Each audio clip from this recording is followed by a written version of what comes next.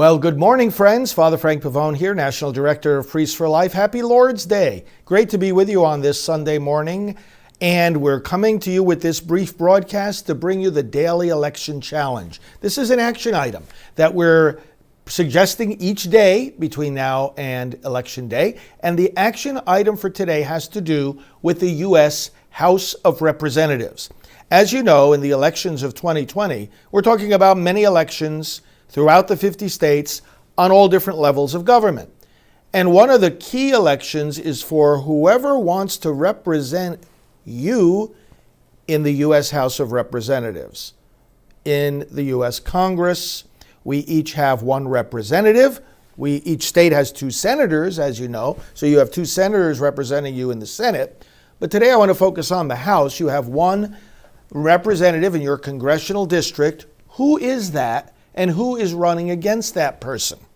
The point I want to make with you today is that we have to win back the House of Representatives and change it from Democrat control to Republican control. Now, those of you that tune into my programs and have already voted, I think it's pretty safe to say that you voted for the pro-life, that is, Republican candidate. But in case you haven't, and even if you have, this action item has to do with educating other voters in your district about the importance, the value of switching, if you have a Democrat incumbent, switching over to the Republican, whoever is challenging him or her, or if you're in a district that already has a Republican representative, keep that person in there. Here are some of the reasons why. If we want President Trump to remain in the White House, which we certainly do, and I know most of you do, we also need to give him a Congress that'll work with him, a Congress that'll help advance his agenda. You know, when you look at promiseskept.com and the amazing list of accomplishments that he and his administration made, and by the way, the Biden supporters out there, has a single one of them read that list at promiseskept.com? If you know any Biden supporters, challenge them on that. But not to get sidetracked, you look at that amazing list of accomplishments, keep in mind, standing on its own, it's amazing and historic. But considering that he accomplished so many of these things with an opposition House, a House of Representatives run by Pelosi and her Democrat colleagues who are not interested in governing, not interested in doing the work of the American people, but rather only interested in obstructing, delaying, lying with fake investigations about Russia collusion, about fake impeachment hoaxes. He accomplished, the president and his team, amazing things despite the active efforts of the House to obstruct him. And let me tell you something about these efforts of obstruction on the part of the Democrats. They know, and they always knew, that there was no merit in their false accusations and their fake investigations and their phony impeachment. They knew already that it would amount to nothing. Why did they do it?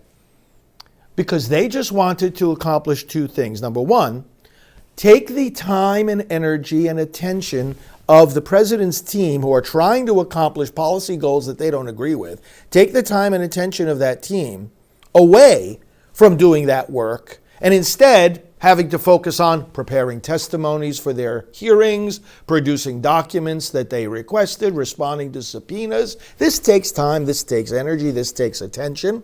They wanted that time, energy, attention of the president's team to be taken away from the president's agenda and focused instead on their phony impeachments and hoaxes and investigations. And the second purpose of them doing this, despite the fact that they knew full well that they would lead nowhere in terms of substance, there was no Russian collusion, there was no problem with the phone call to the Ukraine, etc., etc.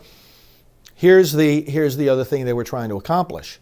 They wanted their garbage to be in the headlines rather than the president's successes.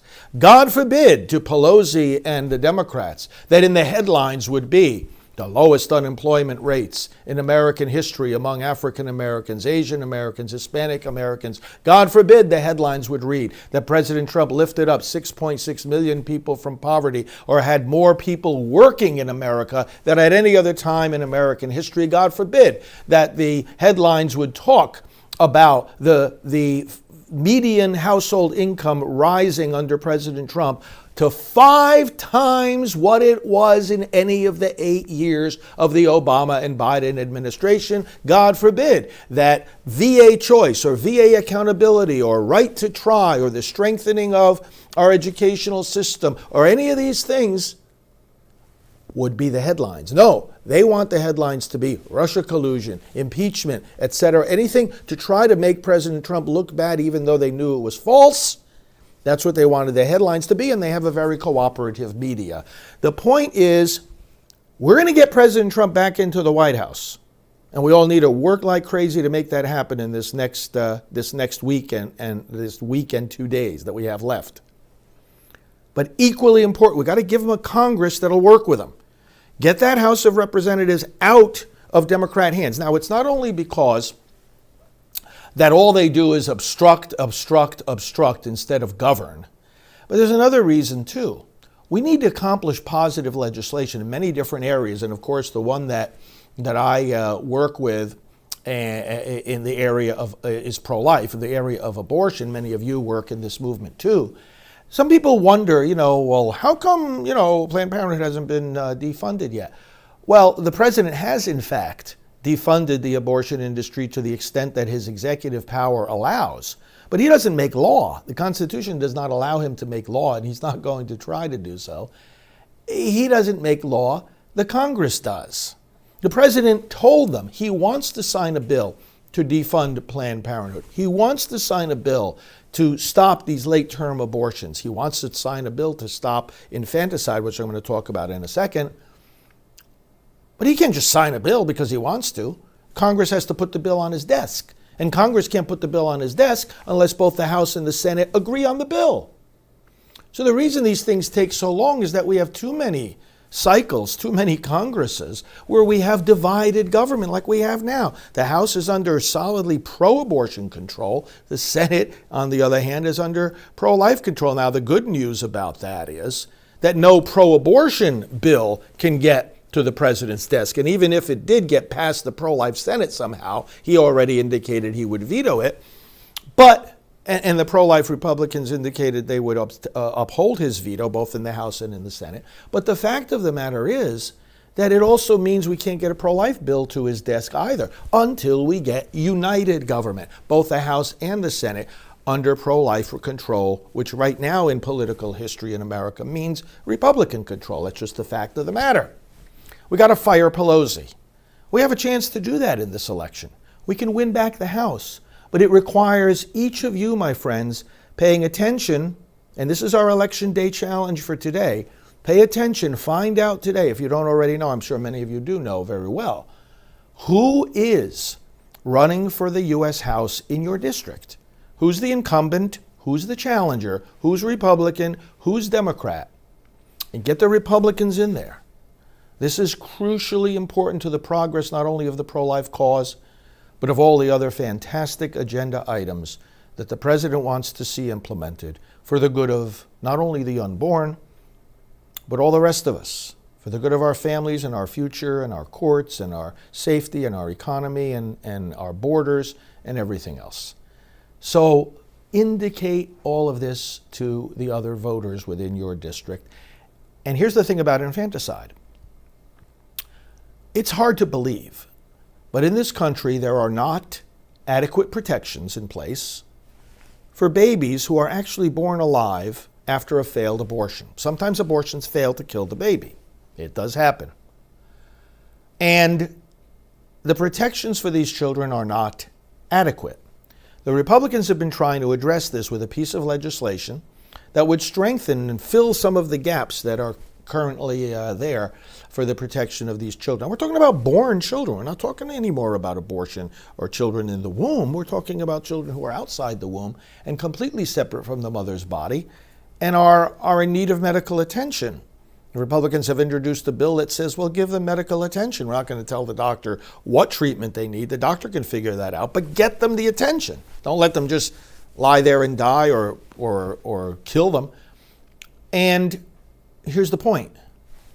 In this current House of Representatives led by Nancy Pelosi and the Democrats, not only do they not want this bill, they won't even permit discussion of it. Throughout this Congress, throughout this current Congress, when the Democrats have controlled the House, the Republicans have repeatedly requested that there be consideration for this bill, and the Democrats have refused every time. It is sick. And brothers and sisters, that alone should disqualify these Democrat House members from having another term. That alone should disqualify any Democrat challengers of Republicans who currently hold their seats. Now, if you want to find out more about this, and if you feel like, you would have a hard time convincing your fellow citizens that this is even true, one website you can use is bornalive.us. bornalive.us. You will be able to see the information about this. Babies are born alive, they are not adequately protected, and the Democrats in the House are refusing to protect them. This is outrageous. But we still have a week and 2 days. We've got to win back the House. And brothers and sisters, I want to thank all of you for making every effort to do that. I see a lot of great comments here about voting red all the way.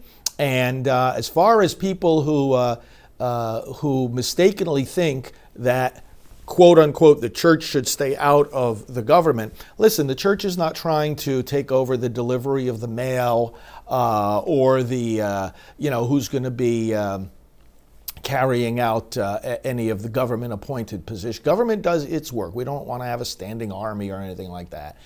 Neither does the government, I'm sure, want to decide who your pastor is or what readings we read in the Sunday Mass. But church and government, you think there's no connection? You think that if the government allows babies, if a political party allows babies to die on a clinical medical table without getting any proper medical attention, you think, some people sometimes come on here and seem to think, that we're supposed to be quiet about that? Listen, that has nothing to do with church. That has to do with our humanity. You can't live with yourself if you can't speak up about something like that. So no thanks to those who say the church should be quiet about government. You know what happens when that happens? You end up having a godless government and an irrelevant church. So no thanks. We're going to speak up. We're going to make a difference. You're going to make a difference. I'm encouraging you, brothers and sisters, to take on your active role in shaping this nation and leading it in the right direction, just like our president is doing, the Republican Party is doing. Everybody's got flaws, but my goodness, we are moving under President Trump in the right direction. Carlos, right? Right, Carlos? I see Carlos. Right direction, right, Carlos? All right, God bless you all, friends. DailyElectionChallenge.com. Check out not only, the one for today we're going to post in a little while, but you'll see there the ones from the previous days as well. Let's do all of them, and let's gain some great victories. God bless you. We'll be back at 10 a.m. Eastern Time for the Mass. Have a great day. I think we have Richard Lee, we have Jim Garlow, and we have Father Frank Pavone, someplace there in the audience, so I appreciate you. I appreciate